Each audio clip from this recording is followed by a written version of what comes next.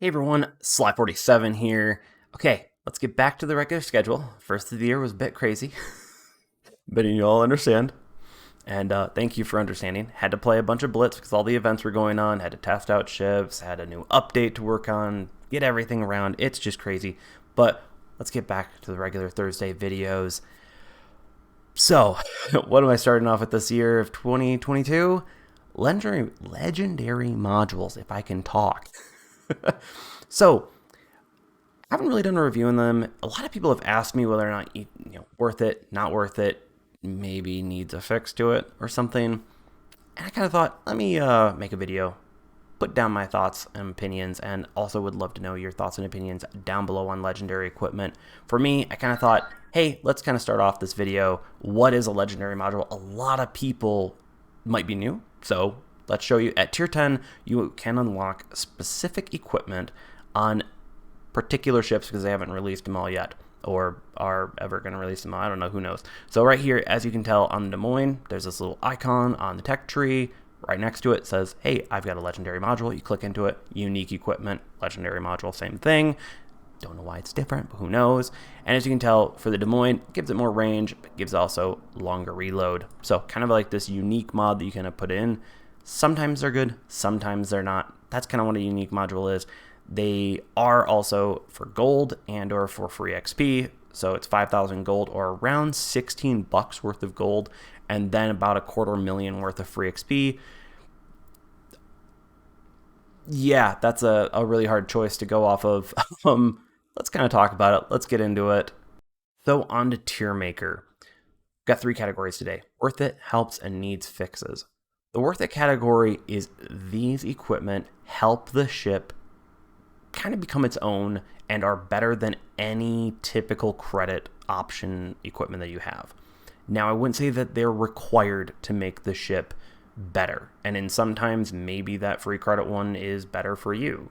But just understand that if you are interested, say, let's say in the Des Moines one, and are like, hey, I'd want that extra range that it offers, and I'm willing to trade off that reload and not use a reload mod, not use a dispersion mod, not use the turret traverse mod, then it's worth it. I'd suggest this. I would suggest anything within the worth it tier. For the helps tier, these are there, but in my opinion, there are better options in the free credit or the credit option equipment than buying this one, and they probably need a little bit of love from Wargaming to make it worth it, in my opinion. So, and then of course, needs fixes. These basically don't use. Just don't. These are not worth it at all, and yeah, I hope they can change these up because I feel they do not do anything for this ship to make it better, and there are always better free options, almost always. So I do want to quickly preface before we get into the tier maker a little bit. In most cases, if you do not have the camo already for the ship, do not get the legendary module for it. The money and investment you put in comparison to the historical camo, specifically most likely the historical camo, as that tends to be the better one besides maybe 2 or 3 space camos, it's going to be better investment than putting money into the legendary equipment. So just wanted to preface that and add on top of it, that's still 16 bucks on a ship in a game with hundreds of ships, and you never know when the nerf hammer is going to hit them. So yeah, let's get into the rankings. So first off the bat is the Des Moines. Now this legendary module we obviously saw earlier, main battery fire range plus 8%, but reload time plus 5%. So what this exactly is trying to fix is the Des Moines is actually the worst range of all tier 10 cruisers. Now it's not exactly meant to be a range fighter, so does this actually fix the problem? And to me, at least it makes the range a little more manageable, because it does increase your main battery fire range by 0.87 kilometers and your secondary main battery and fire range by 0.48 kilometers, with only a increase of reload on both systems of 0.3 seconds. So that's really not a bad trade-off in terms of, especially when a lot of the time with the Des Moines, you're trying to catch up with people, you're trying to take over certain caps, you're really trying to be who's ever in your area is screwed, and that just increases your area of effectiveness. So that's actually a really good thing in my opinion. And for me, the Des Moines is actually worth it. It really is. It's not great at max range, but adding a little bit to that at least makes you a little bit effective, especially when you are a volume of fire ship. You're trying to put a lot of shells down range, so putting a lot of shells down range a little bit further doesn't hurt, especially when maybe a DD's trying to run away from you. Now, you could also go with the dispersion module or the turret traverse module, depending on exactly how you play, especially if maybe you go for a stealth build on the Des Moines, which I don't really like it, but I can see why people might go for it. In the end, at least with this legendary module, you are not the worst tier 10 cruiser range. You're the second worst. So it's still worth it in my opinion if you are looking for the legendary module and want that little extra range, especially if you've got one of the camos to bump that range just a little bit further, and now you're actually in the pretty much stereotypical tier 10 cruiser range, which isn't a bad place to be with the amount of volume of fire that Des Moines can put out. On to the gearing, the kind of do-it-all destroyer in my opinion. Its specific legendary equipment goes for torpedo range and speed plus 8%, while the reload rate is only increased by 4%, which actually accrues to 2.8 seconds increase on a reload, which for torpedoes, that's not much. That's not bad, especially when you get a 0.7 kilometer increase and a 5 knot increase on speed. So that sounds great and all right. That sounds like, hey, that's worth it. But the problem is the gearing can get played multiple ways. It can be played as a gunboat, it can kind of be played as a balance, or as a torpedo. So in my opinion, I would argue it helps. It's a good quality of life improvement for those two sectors. Those specific two sectors that are balanced play and torque play. You could argue torque play, definitely worth it. Balanced play might be worth it. Kind of helps. It's a quality of life improvement. But gunboat, the reload mod is much better, and also it's for credits, so kind of arguably better in some ways because it's free, except for your time and effort that you put into it. But either way, before I get on even further, depending on your playstyle of gearing, this goes between these two. So that's my opinion. I generally say it helps the gearing become a better overall ship. But once again, if you play the gunboat, no, it's not worth it. Onto the Harugumo's legendary equipment. It specifically buffs the main traverse speed by 8%, traverse acceleration by 8%, main battery traverse speed by, guess what, 8%, and torpedo tube traverse speed by, yeah, you can guess again, right, 8%. Basically a general buff, and especially when you compare it to the non-legendary equipment that you typically put in the second slot, which is the traverse speed. It's a little bit of a trade-off, and you get a main battery and torpedo tube traverse speed. That sounds like a great little deal, great little buff.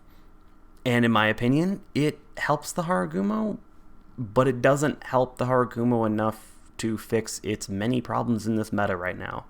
It's just a rough ship to play, and a lot of the time gunboats right now are in kind of a poor place, let alone adding in this ship is a truck. It's massive, and I don't know if that 2% of maneuverability and traverse speed makes sense to lose when your main battery and torps are already pretty quick to turn already. So I'd say it helps. If you really like it, it's kind of worth it, but there might just be a better, cheaper option.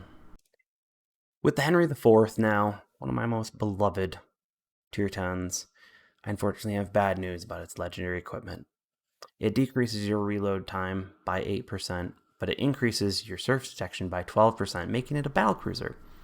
Now, having learned some things from much better players than myself in this community, there's a bit of a concealment meta going on right now, in my opinion, kind of hush-hush.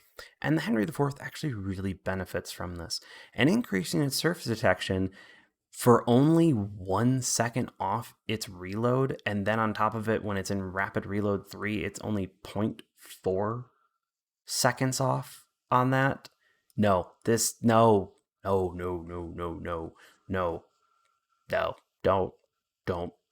The Henry IV is a sneaky burst machine. It goes from one side of the map to the other side of the map and sneaks around, and then occasionally, when it's got its rapid reload, goes up and finds a target and says, hey, here's a ton of damage. Here it is. Enjoy. Have fun. Making it a battlecruiser doesn't fix its problem, especially when it has horrible armor. Do not use this on this ship. It needs a complete rework and a complete change, or maybe even a commander to make it worth it. But either way, no, don't, don't, don't.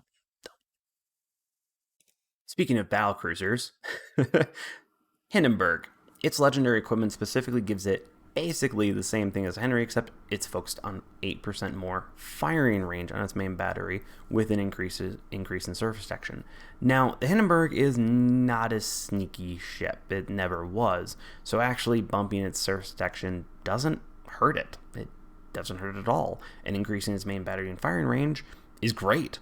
That's not a bad situation. It goes up to 13.18 kilometers. While that is one of the lowest in terms of battlecruiser ranges, it's one of the longest in terms of light cruiser ranges. And the amount of 203s on the Hindenburg, it's good. It's not it works. Hindenburg's not in a great spot right now, or I think at least it's in a decent spot right now, but not great. But you have to really love the ship, and if you really like the Hindenburg, this helps. It does help. That's all I can say.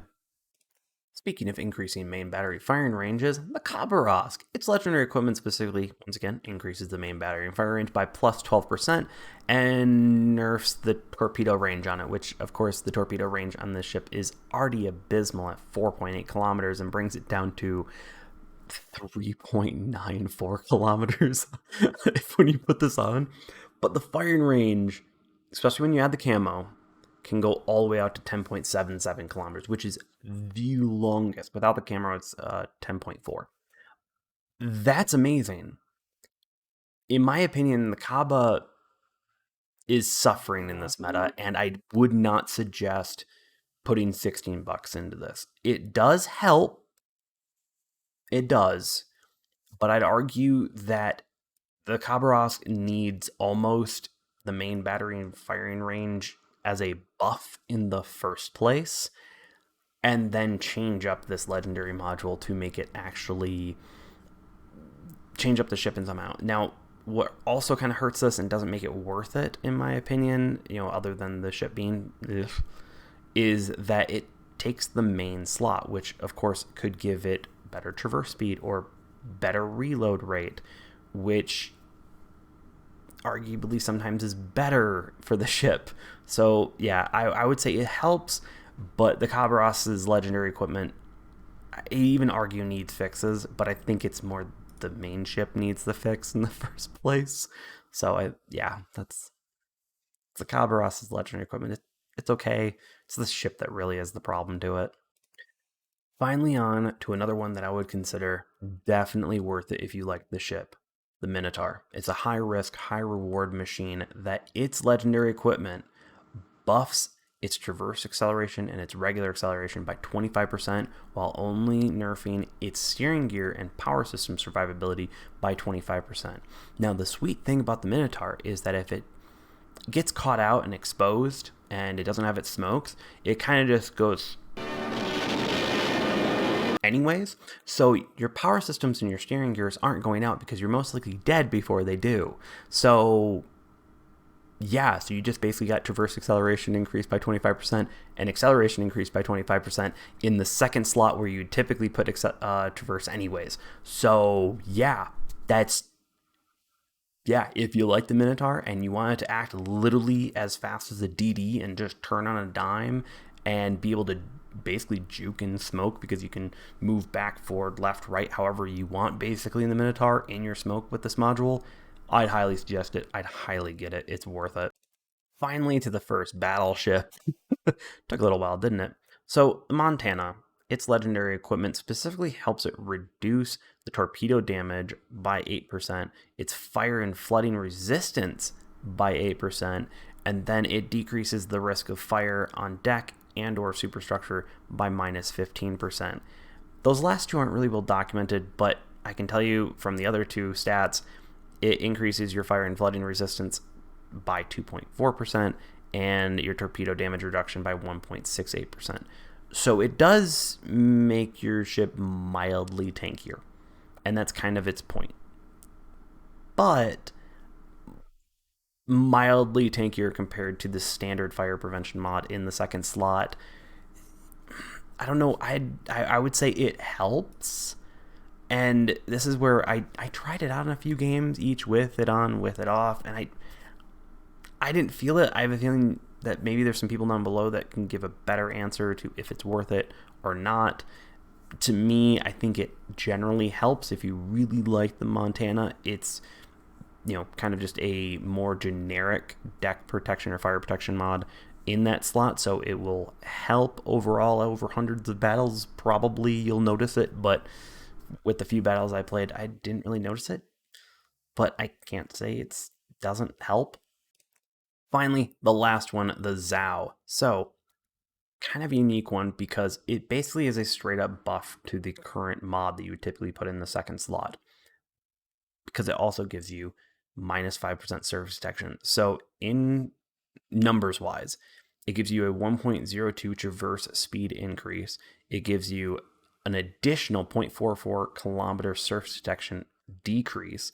With the third slot surface detection, it goes down to 7.5 kilometers. With the camo, it goes down to 7.14 kilometers, and you get quicker rudder shift. All of that seems like, hey, that'd be kind of worth it, right? Like, that's just all buffs. That's great. And Zhao just needs, you know, even smaller surface detection. It actually only gets beaten out by the Minnow by 0.2 kilometers in terms of surface detection on full builds. So yeah, that seems like it would be a worth it option. And then you remember how the Zhao is in the current meta, and it's similar to the Khaba where no. It's $16 for this mod. It's for the camo, it's probably like 18 or something like that. If you get spotted, even with that amazing detection, you get spotted, you're pretty much a dead ship. You are. Now, when you don't have a carrier on the enemy team and very few cruisers, you are now basically a super large DD with 2.48 kilometers of wiggle room with your torpedoes, and you get to turn faster so you can put those horrible arcs actually to work and turn fast enough to stealth launch all those amazing torpedoes and do a lot of damage. But that means the stars have to align, and you're not getting 4 shimikazes on the enemy team or something like that. It helps, but in order to do a super stealth Zhao build, it's just so much money. And then on top of it, you still have to deal with the worst part of the Zhao, which is, once again, if it gets spotted, it's pretty much dead. So it helps. It's just straight up better than the slot or the current freemium options or the credit options for the equipment there. But still, I just say it's just not worth it in its current state right now in the meta. So that's all of them. Of course, let me know your thoughts down below in the comments, and let me know if I was right or wrong, which way you would agree or disagree on this list. For me, legendary equipment, I kind of wish the equipment generally got a rework in general, with legendary equipment specifically getting its own slot maybe, instead of just like better versions of the ones that are currently there. And maybe even kind of an augment system would be kind of fun to have or add in. This way you're actually kind of being able to create new ships almost at tier 10, thus diversifying the meta. But also I know that might be a little bit of a pain to actually implement. Either way, thank you all for the love and support. Thank you for watching this far into the video. Don't forget, like, follow, and subscribe on any platform. Links are down below, or the buttons just down below too. Finally, thank you to the Patreon members for helping support this channel. If you'd like to join the Patreon, link, of course, is down below. Hope you all enjoyed the video. Peace.